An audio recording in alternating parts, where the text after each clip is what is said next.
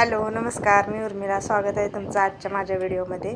तर आज आम्ही संपूर्ण फॅमिली सागरेश्वर अभयारण्य बघायला चाललो आणि मुलांची दिवाळीची सुट्टी संपत आली होती, त्यामुळे त्यांना कुठेतरी फिरवून आणायचं ठरवलं होतं आणि आम्ही सागरेश्वर अभयारण्याला पोचलेलो आहे. त्याच्या अगोदर सागरेश्वर मंदिर लागतं, तिथून दर्शन घेऊन पुढे जायचं ठरवलं. तर सागरेश्वरला आम्ही पोचलो. तर हे सांगली जिल्ह्यातील देवराष्ट्र गाव म्हणून आहे, त्या ठिकाणी सागरेश्वराचं मंदिर आहे. तर इथं एकाच ठिकाणी जवळजवळ 47 ते 48 लहान मोठी मंदिरं आहेत आणि खूप प्राचीन मंदिर आहे हे. श्रावण सोमवारी या ठिकाणी खूप गर्दी असते आणि या मंदिराच्या मागच्या साईडला अशी 2 पाण्याची कुंड आहेत आणि भरपूर मासे देखील त्यामध्ये होते. मुलं मासे बघण्यातच रमली होती आणि या ठिकाणचा हा असा परिसर आहे. त्यानंतर आम्ही मंदिरामध्ये दर्शनासाठी गेलो. तर हा मंदिराच्या बाहेरचा असा परिसर आहे आणि हा मंदिरामध्ये गेल्यानंतर तुम्हाला 12 ज्योतिर्लिंगांची माहिती वगैरे इथं वरती लावलेली आहे.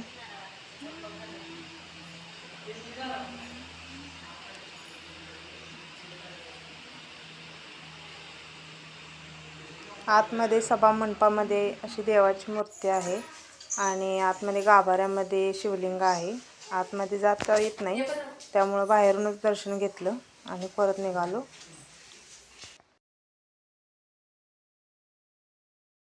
सागरेश्वरला आल्यानंतर तुम्हाला पहिल्यांदा भरपूर अशी वानरसेना पाहायला मिळेल आणि आजूबाजूची लहान मोठी मंदिरं बघत असताना एका ठिकाणी आड होता आणि मुलांना आड दाखवायचं चाललं होतं, कारण आजकालच्या मुलांना आड विहीर वगैरे काय माहीत नाही. त्यांना फक्त घरामध्ये डायरेक्ट नळातून येणारं पाणी माहीत असतं आणि आडातलं पाणी कसं काढायचं वगैरे इथं सांगत होते. मंदिरामध्ये भरपूर वानरसेना होती. तुम्ही पाहू शकता अशी खाऊसाठी भांडायला लागली होती. तर आम्ही तिथूनच सागरेश्वर अभयारण्याला पोचलो. जवळच आहे तिथून आणि हे आहे यशवंतराव चव्हाण वन्यजीव अभयारण्य. तर आतमध्ये जाण्यासाठी पास घ्यावा लागतो, तरच एंट्री दिली जाते आणि जाता जाताच आम्हाला पहिल्यांदा मोराचं आणि माकडांचं दर्शन झालंच आणि खेळण्यासाठी मुलांसाठी एका बाजूला असा पार्क होता. तर मुलांनी हट्ट धरला होता खेळण्यासाठी, पण संपूर्ण जंगल बघून परत जायला वेळ होईल म्हणून आम्ही पुढे गेलो.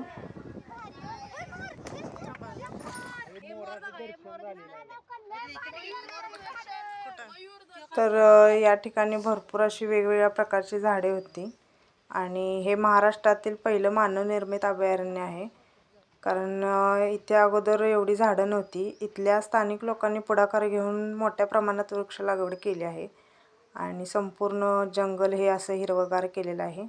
या जंगलामध्ये प्रामुख्याने आपल्याला हरणं, सांबर, काळवीट, बिबट्या आणि तसेच अनेक पक्षी आपल्याला पाहायला मिळतील. तर या ठिकाणी खालच्या बाजूला इकडे लिंगनूर मंदिर आहे आणि या साईडला एक असं सुंदर असं डोंगर, दऱ्या वगैरे आपल्याला एकाच ठिकाणाहून पाहायला मिळतात. खूप सुंदर असं निसर्गाचं इथून रूप पाहायला आपल्याला मिळतं.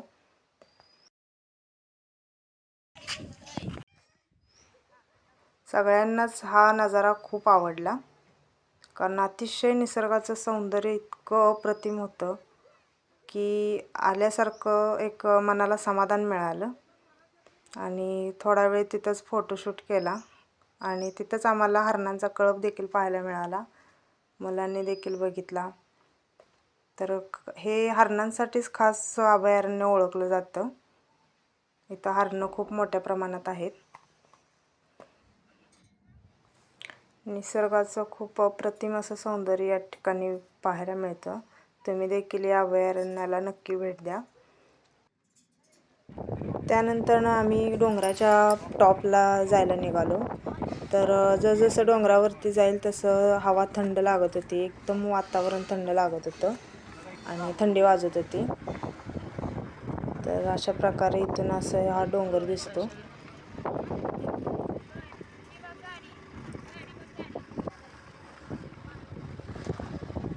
डोंगराच्या माथ्याला गेल्यानंतर तिथून कृष्णामाईचं असं विहंगम दृश्य इथून दिसतं. तिच्या उगमस्थानापासून ती कित्येक गावांची तहान भागवत वळणं घेत ती पुढे पुढे जाताना ते फक्त दृश्य इथूनच दिसतं आपल्याला. आणि किती सुंदर दृश्य दिसतं. मी पहिल्यांदाच हे बघितलं आणि सगळ्यांनी खूप एन्जॉय केलं.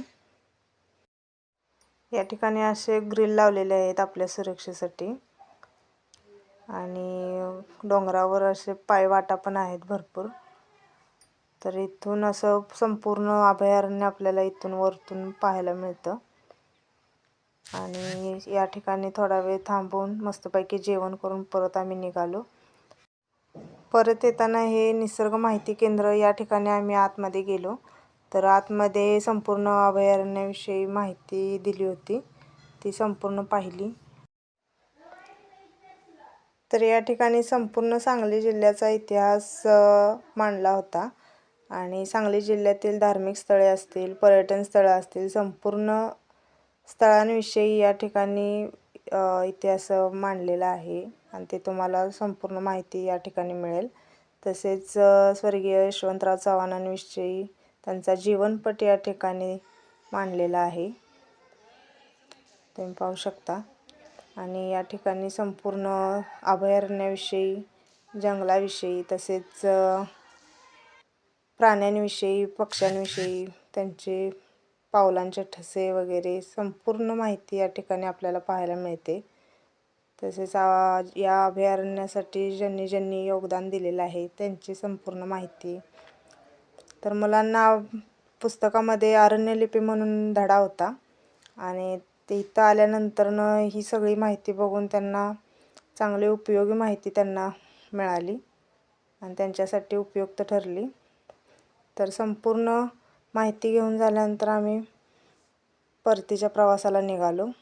तर आजचा हा व्हिडिओ आवडल्यास व्हिडिओला लाईक करा, चॅनलला सबस्क्राईब करा आणि भेटूया असंच पुढच्या नवीन व्हिडिओमध्ये. तोपर्यंत बाय बाय.